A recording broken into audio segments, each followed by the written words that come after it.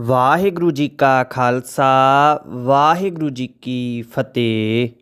ਗੁਰੂ ਪਿਆਰੀ ਸਾਧ ਸੰਗਤ ਜੀ, ਅਸੀਂ ਸ੍ਰੀ ਸੁਖਮਨੀ ਸਾਹਿਬ ਜੀ ਦੀ ਪਾਵਨ ਬਾਣੀ ਦੇ ਪਹਿਲੇ 7 ਸ਼ਲੋਕ ਅਤੇ ਅਸ਼ਟਪਦੀਆਂ ਦਾ ਉਚਾਰਨ ਕਰ ਚੁੱਕੇ ਹਾਂ। ਆਓ 8ਵੇਂ ਸ਼ਲੋਕ ਅਤੇ ਅਸ਼ਟਪਦੀ ਦੀ ਸੰਥਿਆ ਆਰੰਭ ਹੋ ਰਹੀ ਹੈ ਜੀ। ਸ਼ਲੋਕ ਮਨ ਸਾਚਾ ਮੁਖੇ ਸਾਚਾ ਸੋਏ, ਅਵਰ ਨ ਪੇਖੈ ਏਕਸ ਬਿਨ ਕੋਏ।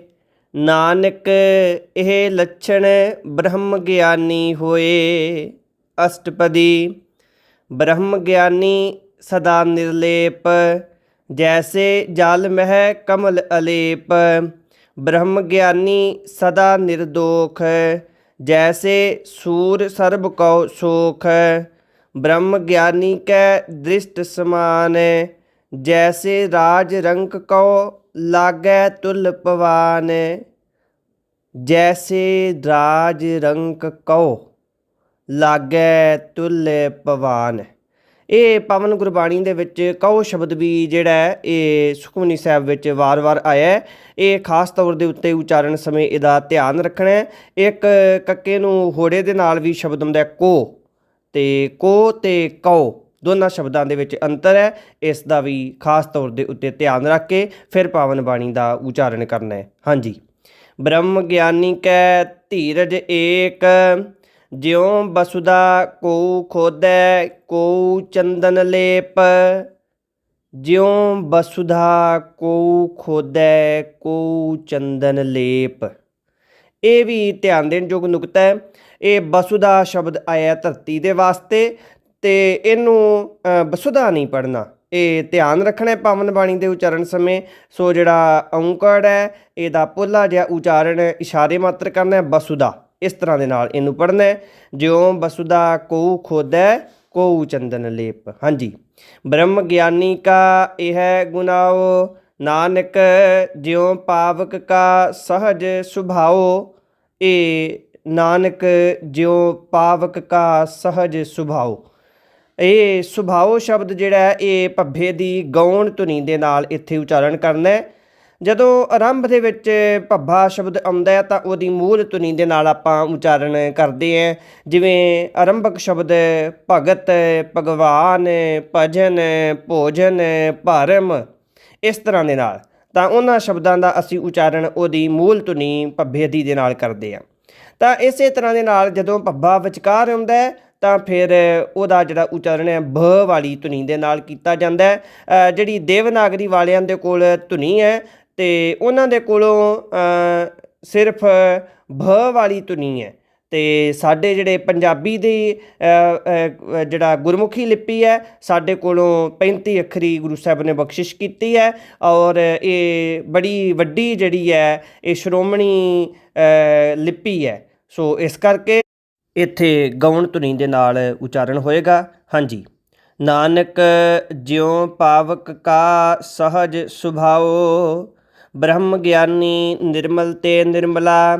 ਜੈਸੇ ਮੈਲ ਨਾ ਲਾਗੈ ਜਲਾ। ਇਹ ਧਿਆਨ ਰੱਖਣਾ ਹੈ। ਪਾਵਨ ਬਾਣੀ ਦੇ ਵਿੱਚ ਜਿਉਂ ਸ਼ਬਦ ਆਰੰਭ ਦੇ ਵਿੱਚ ਕਈ ਥਾਵਾਂ 'ਤੇ ਆਇਆ ਹੈ, ਜੈਸੇ ਸ਼ਬਦ ਵੀ ਆਇਆ ਹੈ। ਸੋ ਇੱਥੇ ਥੋੜ੍ਹਾ ਜਿਹਾ ਅਲਪ ਵਿਸਰਾਮ ਦੇ ਕੇ ਫਿਰ ਉਚਾਰਨ ਕਰਨਾ ਹੈ। ਬ੍ਰਹਮ ਗਿਆਨੀ ਕੈ ਮਨ ਹੋਏ ਪ੍ਰਗਾਸ, ਜੈਸੇ ਧਰ ਉਪਰ ਆਕਾਸ਼। ਇਹ ਜਿਉਂ ਜੈਸੇ ਸ਼ਬਦ ਪਾਵਨ ਬਾਣੀ ਦੇ ਵਿੱਚ ਆਉਂਦੇ ਨੇ, ਤੇ ਇਸ ਕਰਕੇ ਜਦੋਂ ਆਰੰਭ ਦੇ ਵਿੱਚ ਇਹ ਆਉਣ ਤੇ ਉੱਥੇ ਥੋੜ੍ਹਾ ਜਿਹਾ ਅਲਪ ਵਿਸਰਾਮ ਦੇ ਕੇ ਫਿਰ ਉਚਾਰਨ ਕਰ। ਜੀ। ਬ੍ਰਹਮ ਗਿਆਨੀ ਕੈ ਮਿੱਤਰ ਸਤਰ ਸਮਾਨ, ਬ੍ਰਹਮ ਗਿਆਨੀ ਕੈ ਨਾਹੀ ਅਭਿਮਾਨ।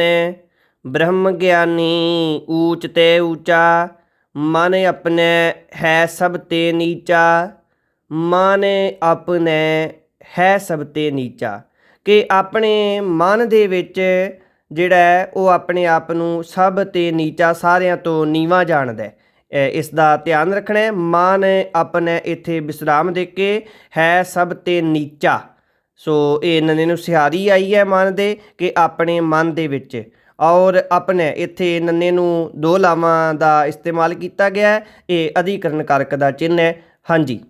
ਬ੍ਰਹਮ ਗਿਆਨੀ ਸੇ ਜਨ ਭਏ, ਨਾਨਕ ਜਿਨ ਪ੍ਰਭ ਆਪ ਕਰੇ।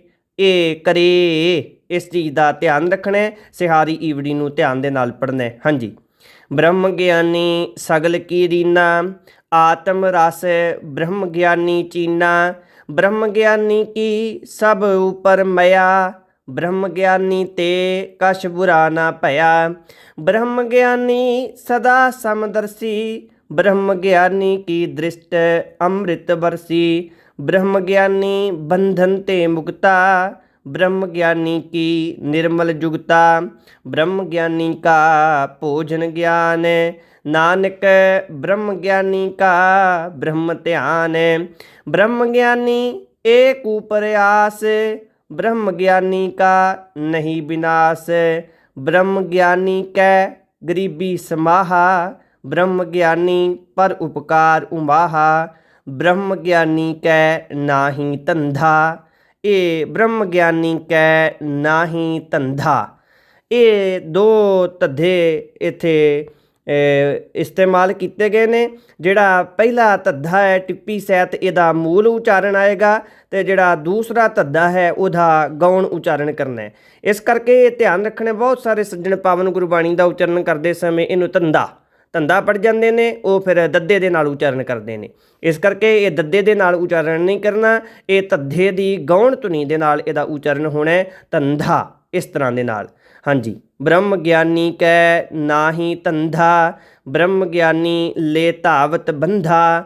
ਬ੍ਰਹਮ ਗਿਆਨੀ ਕੈ ਹੋਏ ਸੋ ਭਲਾ, ਬ੍ਰਹਮ ਗਿਆਨੀ ਸੁਫਲ ਫਲਾ। ਬ੍ਰਹਮ ਗਿਆਨੀ ਸੰਗ ਸਗਲ ਉਧਾਰੇ, ਨਾਨਕ ਬ੍ਰਹਮ ਗਿਆਨੀ ਜਪੈ ਸਗਲ ਸੰਸਾਰ। ब्रह्म ज्ञानी कै एक रंग, ब्रह्म ज्ञानी कै बसै प्रभ संग। ब्रह्म ज्ञानी कै नाम आधार, ब्रह्म ज्ञानी कै नाम परवार। ब्रह्म ज्ञानी सदा सद जागत, ब्रह्म ज्ञानी अहम बुद्ध त्यागत। ब्रह्म ज्ञानी कै माने परमानंद, ब्रह्म ज्ञानी कै घारे सदा आनंद। ਇਹ ਵੀ ਧਿਆਨ ਰੱਖਣਾ, ਬ੍ਰਹਮ ਗਿਆਨੀ ਕੈ ਮਨ, ਇੱਥੇ ਵਿਸਰਾਮ ਦੇਣਾ, ਪਰਮਾਨੰਦ, ਕਿ ਬ੍ਰਹਮ ਗਿਆਨੀ ਦੇ ਮਨ ਦੇ ਵਿੱਚ ਜਿਹੜਾ ਉਹ ਫਿਰ ਪਰਮ ਆਨੰਦ ਵਾਲਾ ਜਿਹੜਾ ਪ੍ਰਭੂ ਹੈ ਉਹ ਵਸਦਾ। ਤਾਂ ਇੱਥੇ ਬ੍ਰਹਮ ਗਿਆਨੀ ਕੈ ਮਨ, ਇੱਥੇ ਵਿਸਰਾਮ ਦੇਣਾ ਅਤੇ ਪਰਮਾਨੰਦ ਇਸ ਤਰ੍ਹਾਂ ਦੇ ਨਾਲ ਪੜ੍ਹਨਾ। ਅਤੇ ਬ੍ਰਹਮ ਗਿਆਨੀ ਕੈ ਘਰ ਸਦਾ ਆਨੰਦ, ਕਿ ਬ੍ਰਹਮ ਗਿਆਨੀ ਦੇ ਹਿਰਦੇ ਰੂਪੀ ਘਰ ਦੇ ਵਿੱਚ ਫਿਰ ਸਦਾ ਖੁਸ਼ੀਆਂ ਖਿੜੇ ਬਣੇ ਰਹਿੰਦੇ ਹੈ। ਹਾਂਜੀ। ब्रह्म ज्ञानी सुख सहज निवास, नानक ब्रह्म ज्ञानी का नहीं विनाश। ब्रह्म ज्ञानी ब्रह्म का बेता, ब्रह्म ज्ञानी एक संग हेता। ब्रह्म ज्ञानी कै होए अचिंत, ब्रह्म ज्ञानी का निर्मल मंत। ब्रह्म ज्ञानी जिस करे प्रभ आप, ब्रह्म ज्ञानी का बड़ प्रताप। ब्रह्म ज्ञानी का दर्श बड़ भागी पाइयै, ब्रह्म ज्ञानी को बल बल जाइयै।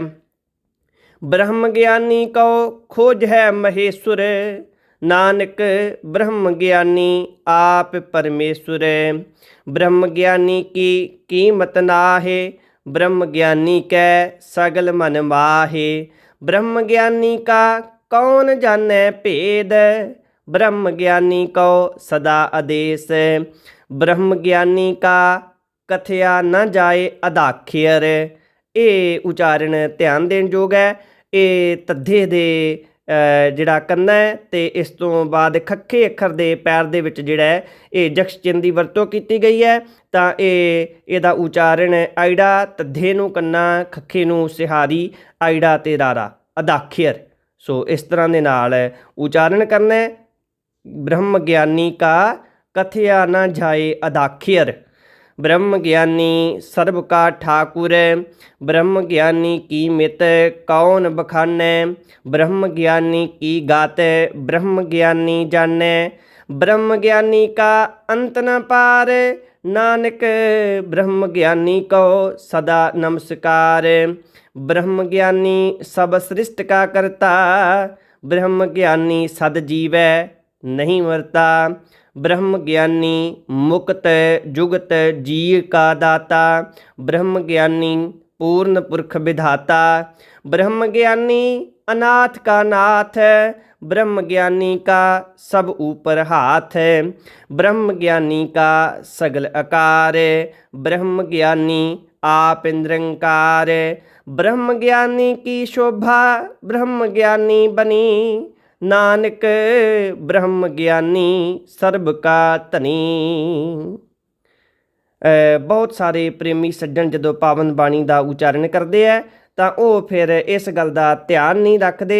ਇਹ ਜਿਹੜਾ ਸ਼ਬਦ ਬੱਬੇ ਦੇ ਪੈਰ 'ਚ ਰਾਰਾ ਤੇ ਹਾਹਾ ਤੇ ਮੰਮਾ ਇਸ ਤਰ੍ਹਾਂ ਦੇ ਨਾਲ ਹੀ ਪਾਵਨ ਗੁਰਬਾਣੀ ਦੇ ਵਿੱਚ ਆਇਆ ਹੈ। ਤਾਂ ਇਹ ਜਦੋਂ ਉਚਾਰਨ ਕਰਨਾ ਤਾਂ ਇਹਨੂੰ ਬ੍ਰਹਮ ਹੀ ਪੜ੍ਹਨਾ ਤੇ ਇਹਨੂੰ ਹਾਹਾ ਜਿਹੜਾ ਇਹਨੂੰ ਸਿਹਾਰੀ ਨਹੀਂ ਲੱਗੀ ਹੋਈ, ਇਹਨੂੰ ਬ੍ਰਹਮ ਇਹਦਾ ਉਚਾਰਨ ਨਹੀਂ ਕਰਨਾ। ਇਹ ਧਿਆਨ ਰੱਖਣਾ ਇਹ ਜਦੋਂ ਇਹ ਪਾਵਨ ਬਾਣੀ ਨੂੰ ਪੜ੍ਹਨਾ। ਹਾਂਜੀ, ब्रह्म ज्ञानी की शोभा ब्रह्म ज्ञानी बनी, नानक ब्रह्म ज्ञानी सर्ब का धनी। गुरु प्यारिओ, आप जी ने श्री सुखमनी साहिब जी की पावन बाणी के 8वें श्लोक ਅਤੇ ਅਸ਼ਟਪਦੀ ਦਾ शुद्ध उचारण ਸਰਵਣ ਕੀਤਾ है। ਇਸੇ ਹੀ ਤਰ੍ਹਾਂ ਦੇ ਨਾਲ श्री सुखमनी साहिब जी की पावन बाणी के अगले श्लोक ਅਤੇ अष्टपदियां का शुद्ध उचारण सीखण दे वास्ते इस चैनल नूं सबसक्राइब जरूर करो। वाहिगुरू जी का खालसा, वाहिगुरू जी की फतेह।